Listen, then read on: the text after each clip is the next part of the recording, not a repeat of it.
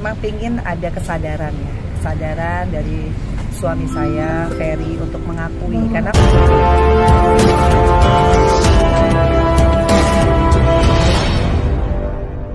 Iya, ini Polda yang lumayan seru ya. Mau saya atau Ibu? Saya aja ya. Oke. Jadi gini, oke, kita urutkan dari awal sidang tanggal 23 Februari. Kalian ingatkan semua kan? Iya. Besoknya Bu Vena datanglah ke Polda Jatim atas dasar perlengkapan berkas atau biasa yang disebut P19. Tapi mohon dicatat sama diingat ya, P19 itu adalah hal yang biasa dilakukan oleh kejaksaan atau kepolisian untuk melengkapi berkas. Jadi tidak ada yang benar ucapan dari pengacara sebelah, tidak ditemukan adanya unsur pidana seperti itu. Ini SP2AP-nya nih. ya, ini aslinya nih. Oh, itu aslinya Bu. Ini Oke. aslinya, mungkin Itu, Bu. dibacain aja. Ya. Ini kan, Ya. ini kasih lihat, ini aslinya nih. Oke, kasih lihat aslinya, aku baca yang ini. Jadi di sini tertulis surat tanggal 6 Maret 2023 dari Polda Jatim. Ya kan? Di sini juga ada tertulis pada tanggal 3 Maret berkas tersangka Raden Ferry Irawan telah dikirim kembali. Artinya surat Mbak Vera, pengembalian berkas yang waktu dilengkapi pada tanggal 24 telah dikirim kembali pada tanggal 3. Bukan untuk menemui Pak Ferry di sana, gitu loh. Dan juga ternyata Pak Ferry pada tanggal 17 Januari 2023 telah mengirimkan surat ke Kapolda Jatim, intinya untuk meminta restoratif justice. Dan pada tanggal 24 tersebut kebetulan Mbak Vena langsung ditemui sama Pak Dir. Gitu. Berarti tidak ada pertemuan dua mata ya, maksudnya antara Mbak Vena sama Ferry. Oh ya, 4 ya, maksudnya 4 maksudnya. Dicek semua, empat mata. Nggak ada pertemuan empat mata. Jadi pas pada saat restoratif justice itu yang ada cuma Bu Vena, kuasa hukum ada, rekan saya, tapi itu harus menunggu di luar. Bu Vena, Pak Ferry, Pak Dir, Pak Kanit, dan Pak Penyidik. Di dalam cuma berlima ya Bu. Ibu penyidik, iya. Cuma berlima. Jadi setelah dilakukan restoratif justice, ya akhirnya tidak ditemukan titik jalan tengah lah intinya di sana. Dan di sini juga tertuang ya di SP2AP-nya yang poin 2B, menindaklanjuti permohonan perdamaian 17 Januari yang ditulis dan ditandatangani sendiri di atas materai oleh tersangka Pak Ferry kepada Kapolda Jatim pada tanggal 24 Februari. Berarti nyambung ya, antara Bu Vena telah menyelesaikan perlengkapan berkas. Saudari baru bersedia untuk dipertemukan dengan tersangka Pak Ferry, namun belum tercapai upaya perdamaian atau restoratif justice. Tapi yang dibilang Kang Mbak Vena katanya dipaksa, Mas Ferry-nya dipaksa sama Mbak Vena, itu berarti nggak ada sama sekali ya? Iya, mengakui melakukan KDRT katanya, Mbak Vena-nya maksa gitu. Katanya sampai ngamuk juga Mbak, katanya Mbak. Enggak ada maksa lah. Gimana coba cara maksa? Ada Pak Dir kriminal umum itu orang paling tinggi loh di sana setelah Kapolda. Gimana cara maksa? Cara intimidasi? Ya nggak mungkin lah seorang perempuan mengintimidasi terlapor atau udah tersangka, apalagi yang meminta restoratif justice adalah dari pihak Pak Ferry. Gak mungkin Bu Vena mengintimidasi. Gimana caranya mengintimidasi? Dan satu hal yang paling penting ya, kalau ada yang bilang itu intimidasi adalah hoax, dan kita tidak segan-segan akan mengambil upaya hukum, apalagi terjadi sekali lagi pemberitaan tentang intimidasi dan tidak disertai dengan bukti, kita akan laporkan ke Polda Metro Jaya terkait Undang-Undang ITE pencemaran nama baik pasal 27 ayat 3. Tapi disebut berkasnya belum cukup bukti, katanya nggak melakukan. Betul, justru itu benar, karena yang P19 itu tidak lengkap. Bu Vena datanglah di sana terbang untuk melengkapi. ternyata Pak Ferry mengirim surat pada tanggal 17 Januari untuk meminta RJ atau Restoratif Justice. Nah, di sana dipertemukanlah antara Bu Vena, Pak Ferry, yang tadi saya bilang Pak Dir, Pak Kanit, sama sama Bu Penyidik. Gitu. Nah, pertemuan itu gimana maksudnya Mbak Vena? Lancar kah? Maksudnya apa? Ngomongin kayak gitu kan? Lancar kah? Panas? Enggak dong, kalau restoratif justice itu kan harusnya ada upaya perdamaian dari pihak tersangka atau terlapor. Tapi ini tidak ada. Ini tidak ada sama sekali. Ya, benar ya Bu.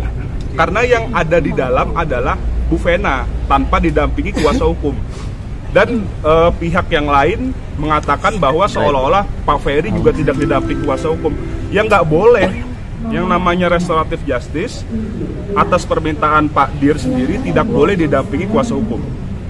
Gitu. Tapi yang disebut memaksa untuk mengaku telah melakukan KDRT itu berarti bagaimana Bang?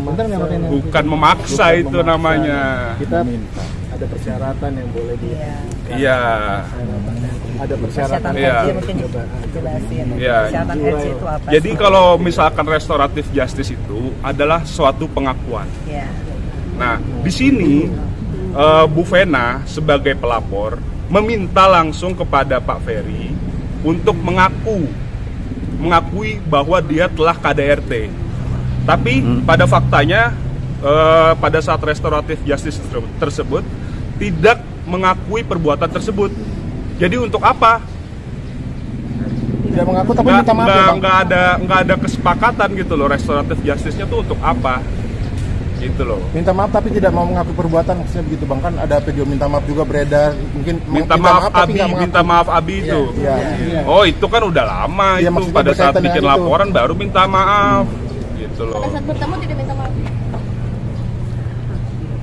Pertemuan terakhir mungkin apa sih yang ada minta Iya, maaf? atau ada komunikasi apa Mbak Vena sama Mas Silakan. Ferry sedikit? Ya, intinya sebetulnya kalau saya sebagai perempuan ya, sebagai istri, saya sebetulnya dari awal saya memang pingin ada kesadaran ya, kesadaran dari suami saya, Ferry, untuk mengakui, karena mengakui itu adalah bentuk tanggung jawab. Ya, mengakui bagi saya sebagai istri adalah bentuk tanggung jawab dia. Tanggung jawab itu bukan hanya materi ya. Tanggung jawab itu bagaimana dia punya tanggung jawab keselamatan saya, harga diri saya. Itu kalau istri harga dirinya siapa yang jaga selain dirinya sendiri? Pasti kan suami. Nah, di saat itu saya melihat bahwa permintaan dia dari tanggal 17 Januari, kemudian saya belum memenuhi, dan akhirnya alhamdulillah saya juga di tanggal 24 Februari, saya juga masih manusia biasa, saya punya hati nurani. Saya masih optimis sebetulnya untuk memberikan kesempatan Mas Ferry ya untuk bisa, yaitu surat RJ-nya kan, ya udahlah saya coba. Siapa tahu ada hidayah ya. 2 bulan sejak 2 laporan. bulan sejak laporan ada perubahan. Siapa tahu ada hidayah tadi itu. Karena mengakui itu kan bentuk tanggung jawab dan kasih sayang dong. Kalau suami itu sayang bukan di mulut kan, di perbuatan. Saya pikir 2 bulan ada perubahan. Ternyata belum mengakui. Ya saya nggak maksa kan. Kalau saya maksa mungkin udah ngaku kan. Tapi kan karena saya nggak paksa, kan persyaratan RJ itu jelas. Ya, pengakuan dulu tanpa dipaksa. Nah, setelah ada pengakuan mungkin perdamaian.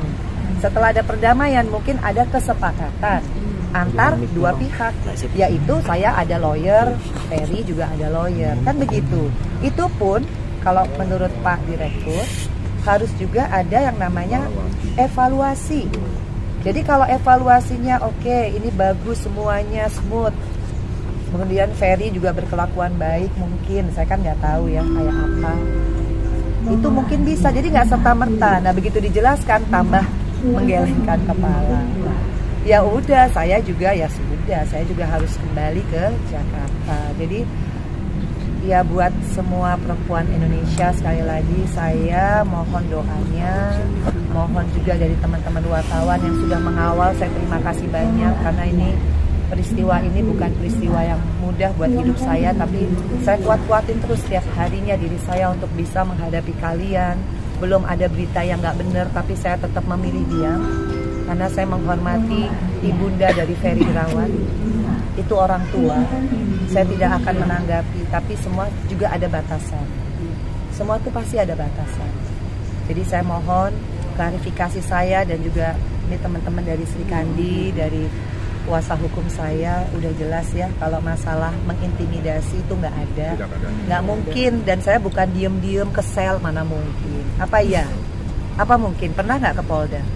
Pernah nggak saya terlihat di CCTV Polda saya ngumpet-ngumpet terus intimidasi? Ada nggak buktinya? Ada nggak? Nggak ada kan? Dan itu kan terjadi semua di ruang Pak Dir. Jadi Ferry dipanggil, saya juga dipanggil, baru selesai melengkapi berkas. Karena sebagai warga negara Indonesia yang baik, kalau dipanggil ya harus datang, disuruh ngelengkapin berkas ya harus datang. Saya orang nggak paham hukum, tapi saya menjalani proses hukum ini, saya jadi ngerti P19 itu bukan berarti menjurus ke SP3 loh, enggak. P19 itu biasa, melengkapi, kurang lengkap, dan itu ada tahapnya. Dan ini insya Allah, ini kan kalau kita baca nih, udah sampai tahap 3 ya. Udah mau P21. Udah mau P21 insya Allah. Insya Allah. Nih, ini kan udah jelas. Tindak lanjut penyidik mengirimkan tersangka Jadi, Raden. kalau saya dibilang mengintimidasi, itu udah bohong besar gitu loh. Nih kan jelas di sini. Tanggal 3 Maret 2023, berkas perkara atas nama tersangka Saudara Raden Ferry Irawan Kusuma telah dikirim kembali ke Kejaksaan Tinggi Jawa Timur. Artinya apa? Prosesnya lanjut nggak? Lanjut kan? Jadi bukan Vena melakukan pembohongan publik, itu kan penggiringan opini yang tidak bertanggung jawab. Jadi sekali lagi saya di sini, alhamdulillah teman-teman masih setia sama saya untuk menyamakan berita kan. Karena saya nggak mau di sini kalau saya harus kayak debat kusir. Saya harus nunggu SP2HP gitu. Bang, kalau mau ngerokok jangan di belakang kamera, depan kamera bang. Gitu. Jadi saya, nah ini ada juga di poin 3, rencana tindak lanjut penyidik adalah mengirim tersangka Saudara Raden Ferry Irawan Kusuma dan barang bukti ke Jaksa Penuntut Umum apabila berkas perkara telah dinyatakan lengkap atau P21. Akhirnya kan maju, bukan mundur. Kan di sini jelas tuh kata-katanya. Jadi saya nunggu surat ini. Jadi saya mohon maaf bagi teman-teman yang selalu standby di depan rumah saya.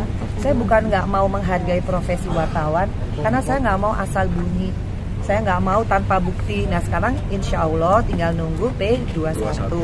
Saya mohon doanya, karena kan semua itu ada proses kan. Jadi nggak bisa kita memaksakan, oh kalau yang A ngomong ini harus saya bales tanpa ada bukti. Saya nggak mau. Jadi buat saya ini clear ya masalah itu ya. Tidak ada intimidasi, tidak ada terus diem-diem saya ketemu kayak apa tuh ujuk-ujuk terus nggak pakai, kenapa nggak pakai lawyer ya, karena memang ini beda kamar. Yang namanya restoratif justice itu bukan kayak orang bikin LP, bukan kayak orang bikin BAP yang boleh didampingi oleh kuasa hukum, bukan begitu ya. Betul. Saya ini baru tahu karena ngalamin kasus ini, jadi baru pinter nih. Ini makanya saya ajak teman-teman Sri Kandi, meskipun saya bukan lawyer, saya harus mensosialisasikan, tapi bukan membodohi masyarakat. Dengan cara apa? Menggiring opini yang tidak ada dasar hukumnya. Seperti itu ya teman-teman.